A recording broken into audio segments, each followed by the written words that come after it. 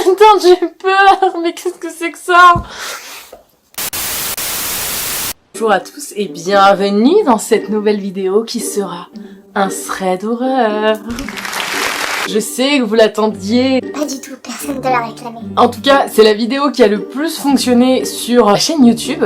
Donc, je me suis dit, je vais recommencer parce que je suis une à buzz. C'est vraiment le genre de vidéo que moi, j'apprécie le plus. Comme cette chaîne YouTube m'est complètement dédiée et que je fais le contenu qui me plaît, je me suis dit, pourquoi pas faire un nouveau thread d'horreur? Aujourd'hui, le thread d'horreur sera un tout petit peu plus long que la dernière fois, alors avec des histoires un tout petit peu plus courtes aussi, sinon la vidéo va durer 1 heure. Franchement, qui va regarder 1 heure de vidéo? Personne. Et on ne va pas aborder 3 histoires, mais 5. Il va y avoir des thématiques sur le paranormal, mais il y aura aussi des thématiques un peu plus stellaires. Alors, j'ai tout noté dans mes petites notes, elles sont toutes ici. Et certains noms seront modifiés parce qu'il y a des histoires de personnes qui ont fait des trucs un peu illégaux. Alors, on se met dans l'ambiance. Ouais, j'ai juste ajouté un filtre à la vidéo. On commence tout de suite avec la première histoire. Je vous donne tout d'abord le contexte de cette histoire. C'est Dono qui nous raconte ça, et ça se passe dans son ancienne maison dans l'est de la France. Quand il était enfant, Dono habitait dans une ancienne maison, et dans cette maison, il y avait des pièces qu'il ne supportait pas. Par exemple, la chambre d'amis, de laquelle il avait extrêmement peur. Cependant, il ne pouvait pas s'empêcher de la regarder. Dès qu'il passait devant, il y avait un truc qui l'attirait étrangement, quelque chose de malsain dans cette maison, et ça, il le sentait quand il était petit. L'histoire que je vais vous raconter se passe quand Dono était en primaire. Le matin, avant d'aller en cours, il était dans le salon et on était en plein hiver, donc il faisait nuit. Et quand il fait nuit, le reflet des fenêtres donne sur le reflet de la personne qui le regarde, on ne voit pas à l'extérieur. Donc Dono est dans la salle à manger, dans sa maison, il est en train de se prendre son petit déj derrière, il regarde par la fenêtre en plein hiver, ou en pleine nuit, pour voir ce qui se passe. Il se rapproche donc de la fenêtre pour regarder. Et derrière lui, en arrière-plan, il y a donc sa salle à manger, avec la table, et les chaises. Et il y a une chaise en particulier. Dono regarde par la fenêtre et au-dessus de la chaise juste derrière lui, il voit le visage de quelqu'un. Donc il est un peu choqué, il ferme les yeux, il se les frotte et il re-regarde dans le reflet de la fenêtre. Et là, il voit encore ce visage. Dono, quand il nous raconte cette histoire, on sent qu'il est encore hyper perturbé par ce qu'il a vécu, parce qu'il nous donne énormément de détails sur la personne qu'il voyait dans le reflet, donc juste derrière lui. Il nous explique que c'était juste une tête chauve, ridée, surtout sur le front, avec des rougeurs sur le visage, des yeux qui étaient plutôt normaux, mais avec un iris très noir. Il avait un immense sourire et une fossette au niveau du menton. On est quand même sur une description qui fait un peu froid dans le dos, qui est hyper précise, pour nous montrer à quel point genre Dono se rappelle de la vision qu'il a eue, et il nous dit que cette tête, elle est restée quelques secondes, la deuxième fois il regarde dans le reflet de la fenêtre, et qu'elle le regardait du coup avec un immense sourire, mais un sourire qui était très très malsain, un sourire vraiment qui fait peur à voir, pas quelque chose d'agréable. Dono il flippe, il ferme encore une fois les yeux, il les réouvre, et là, il ne voit plus rien du tout. C'est pas vous, mais ça me donne la chair de poule, je chante pour canaliser mon anxiété. Alors l'histoire est clairement folle. Moi, le truc qui me fait vraiment tiquer, c'est de me dire que, tu sais, tu peux avoir l'impression de voir un truc dans le reflet d'une fenêtre, enfin souvent c'est flou, etc. Tu fermes les yeux et tu le vois plus. Là, Dono, il ferme les yeux, il les réouvre, il y a encore cette tête, et la scène dure quelques secondes, et elle est si précise, il y a tellement de détails sur le visage qu'il ne pouvait pas se planter en fait. Et je trouve ça vraiment terrifiant. Moi, à titre personnel, je ne l'ai jamais vécu et je ne veux jamais le vivre, évidemment. On passe à l'histoire numéro 2. On va parler de Maximilien. Maximilien était en plein été dans le jardin de ses parents, avec ses parents, qui étaient en train de jardiner. Donc c'était une belle journée, il faisait beau, tout le monde était dehors en train de prendre l'air. Maximilien précise que sa mère était habillée d'une manière assez particulière puisqu'elle portait un ensemble de jogging noir avec des rayures vertes. Et la mère de Maximilien lui dit « Maximilien, est-ce que tu peux aller à la cave me chercher de l'eau ?» Donc Maximilien, qu'est-ce qu'il fait? Il descend tranquillement dans sa cave. Il prend l'eau, il remonte les escaliers, dans le noir, et là il entend un bruit. Il se retourne, il voit rien du tout. Mais il explique que c'était pas un bruit terrifiant, plus un bruit de pas, un bruit de maison, qui est rien de particulier. Et il remonte les escaliers. Et là, il voit sa mère passer à côté de lui. Il la voit de dos, marcher dans la maison, bref, sa mère est en train de faire sa petite vie dans la casa. Maximilien, pas plus choqué que ça, retourne dans le jardin. Et qu'est-ce qu'il voit dans le jardin? Sa mère et son père, qui n'ont pas bougé et qui sont toujours en train de jardiner.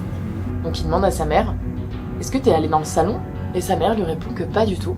Elle est restée dans le jardin tout ce temps et qu'elle n'a pas bougé d'ici. On ne saura jamais qui était cette personne, cette entité habillée exactement comme sa mère.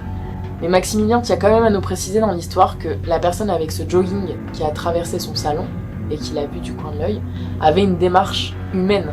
Et puisque ce n'était pas sa mère, on ne saura jamais qui était cette tierce personne ou cette tierce entité qui a traversé sa maison ce jour-là. C'est horrible! C'est terrible ce genre d'histoire parce que je me dis mais c'est typiquement le genre de truc qui pourrait arriver dans n'importe quelle maison. Et en fait, genre, au-delà du fait que ce soit un fantôme, ça se trouve, c'était un intrus. Genre un cambrioleur, un agresseur, un séquestreur, un kidnappeur. C'est l'heure de l'histoire numéro 3. L'histoire que je vais vous raconter, c'est une histoire de potes. Je vais changer le prénom parce que il y a un peu d'illégalité dans ce que je vais vous raconter. Donc on va appeler la personne... Les lumières s'éteignent, j'ai peur. Mais qu'est-ce que c'est que ça? Visiblement, c'était la batterie qui était HS, mais comme j'ai balisé là, j'aime pas trop que les trucs comme ça m'arrive quand je suis en train de faire un thread d'horreur. Donc on va dire que la personne s'appelle Charles. Et l'histoire que je vais vous raconter, c'est une histoire de groupe de potes un peu cons qui sont amis depuis la maternelle et qui font des conneries ensemble. Et eux, leur grand délire, en fait, c'était de fracturer l'école maternelle de leur village et de voler des affaires type un rétroprojecteur, tableau, stylo, bouffe, enfin plein de trucs que tu peux trouver dans une école et qui coûtent une blinde, que quand t'es un peu con, et ben ça t'éclate de faire ça. Ils ont refracturé une énième fois l'école, ils sont rentrés, et cette fois ils se sont dit qu'ils voulaient faire un peu d'urbex pour se donner quelques frissons. Et dans cette école maternelle, donc il y a plusieurs étages, et au dernier étage, c'est toutes les vieilleries et toutes les anciennes affaires du coup de l'école qui datent des années 1950, 1960. Donc, le groupe de potes débarque dans cet espace et tout était hyper poussiéreux, tout était recouvert de draps blancs. Bref, ils découvrent cet étage qui est plus ou moins abandonné depuis plusieurs années et ils commencent un peu leur exploration. À un moment donné, il y a un des mecs qui dit « Les gars, franchement, venez voir ça, c'est hyper bizarre ». Et là, le groupe de potes arrive et ils se retrouvent devant ce mec qui leur montre un tableau noir d'époque, qui était pas du tout poussiéreux quant à lui. Il était comme neuf, comme si quelqu'un l'avait dépoussiéré et lavé avant la venue du groupe de potes. Et sur ce tableau, il y avait écrit à la craie, 2 octobre 1963, citation du jour, « Bien mal acquis ne profite jamais ». Pourquoi cette histoire est flippante? Parce que, en gros, ils arrivent dans un grenier, et la seule chose qui est neuve, c'est un tableau avec marqué « Bien mal acquis ne profite jamais ». Et qu'est-ce qu'ils ont fait la veille? Ils ont justement volé un rétroprojecteur. Ce qui les a fait encore plus bader, c'est la date qui est celle du 2 octobre 63. Parce qu'en fait, on a l'impression qu'elle est complètement d'époque. Suite à ça, le groupe de potes s'est enfui de l'école, parce qu'ils ont eu la frousse de leur vie. On saura jamais si effectivement c'est un fantôme qui leur a peut-être écrit ça. Peut-être quelqu'un qui les a grillés et qui a voulu leur faire une mauvaise farce. Ou tout simplement une coïncidence et qui pour le coup avait pour but d'apprendre aux élèves que le vol, c'est mal. Voilà, c'était une histoire un peu plus mignonne que les autres, un peu moins flippante avec un peu moins de tension, mais j'ai trouvé que la morale elle était plutôt cool. Tu vois, quand t'es jeune et un peu con comme ça, en vrai ça te donne une bonne leçon, genre t'as le frisson et en même temps tu te dis bah je vais pas recommencer sitôt parce que peut-être que des esprits vont m'attraper suite à mon prochain vol. On passe à la 4e histoire qui est l'histoire de Marine. Elle nous raconte qu'en fait, il y avait une soirée. Dans cette soirée, comme il faisait pas mal de bruit dans le jardin, ils se sont dit « Bah venez les gars, on décale dans les bois, comme ça on fera pas chier les voisins. » Et durant cette première partie de soirée, tout se passe franchement bien. Ils s'éclatent, ils font la fête, ils mettent la musique à fond, ils réveillent personne, et rien d'exceptionnel ne se passe dans les bois. Puis vers 2h, ils se disent qu'ils vont rentrer, puis repartir dans un lieu qui s'appelle la cabane du pêcheur. Donc ils refont tous leurs petits sacs et ils se dirigent vers cette fameuse cabane qui est elle aussi à l'orée d'un bois. Il faut quand même un peu marcher, donc ils y vont en groupe et il y a les 2 filles les plus motivées qui partent devant et elles laissent donc le petit groupe à quelques dizaines de mètres derrière eux. Elles traversent un champ, puis un terrain de foot et au bout il y a donc la forêt et cette fameuse cabane. Elles y arrivent tant bien que mal, et plus elles s'approchent de la cabane, plus 2 personnes dans le groupe disent qu'elles se sentent mal à l'aise et que franchement, elles ne se sentent pas d'aller à cette fameuse cabane. Alors que le début de soirée s'était très bien passé. Et vous savez comment ça se passe en général, quand on a un mauvais pressentiment, on a énormément de mal à s'en détacher. Donc elles se disent, franchement, venez les gars, on n'y va pas. Mais tout le reste du groupe est chaud. Eux, ils voulaient juste aller à la cabane du pêcheur parce qu'en plus, elle était emprunt à plein de légendes. Donc ils continuent à s'y diriger. Tout le petit groupe, même si les 2 filles sont plutôt peu sereines. Le petit groupe arrive finalement devant la cabane et il y a une chaîne. Et là, elles se disent, c'est vraiment mauvais bail les gars, on fait marche arrière. Le groupe capte qu'elles sont vraiment en PLS et ils décident, ok, de ne pas y aller. Sauf qu'il y en a une qui met le pied dans une flaque d'eau. Et suite à ça, elle se met à avoir hyper mal et a le pied paralysé, elle ne sent plus rien. Donc je vous remets en contexte. Elles décident d'aller à la cabane du pêcheur où il y a pas mal de légendes. Elles sont pas chaudes à y aller. Elles y vont avec le groupe, il y en a une qui met le pied dans une flaque d'eau et elle se retrouve paralysée. Elle sent plus rien. Il y a quand même un truc hyper étrange dans cette histoire. Les gens commencent à rigoler, ils se disent que non, c'est pas possible, qu'elle abuse. Mais finalement, pas du tout. Elle a vraiment le pied paralysé. Donc les mecs commencent un peu à la porter pour rentrer. Ils rentrent à la maison et là elle a encore mal, encore très très mal. Donc elle passe la nuit avec le pied endolori, elle sent quasi plus rien, juste la douleur qui lui fait super mal. La soirée est complètement niquée et le lendemain, ça va quand même un peu mieux. Il n'y a pas de drama suite à ça. Quelques mois plus tard, la fille qui habite dans ce coin-là, Marine, nous dit qu'elle parle avec ses copines et qu'une petite mamie entend leur conversation. Elles étaient justement en train de parler de ce qui s'était passé le soir-là. Et la mamie leur apprend justement que dans ce coin-là, il y a eu énormément de choses étranges. Il y a eu un meurtre et 2 suicides. Et que les légendes autour de cette cabane sont justement vraies. Et elle leur conseille de ne jamais y retourner. Encore une fois, c'est une histoire vraiment très badante. J'y crois plutôt pas mal. Je trouve que l'histoire du pied qui est paralysé est très très gros pour l'inventer. Je sais pas, peut-être qu'il y a quelqu'un qui l'est tiré dans le pied ou qui a une histoire qui irait complètement avec le fait que son pied est paralysé. Je sais pas, ce serait cool d'en savoir un peu plus. Ça se passe toujours dans l'est de la France. S'il y en a qui ont eu vent d'une légende en ce style, n'hésitez pas à le dire en commentaire parce que je serais bien curieuse d'avoir un peu plus de détails sur cette histoire.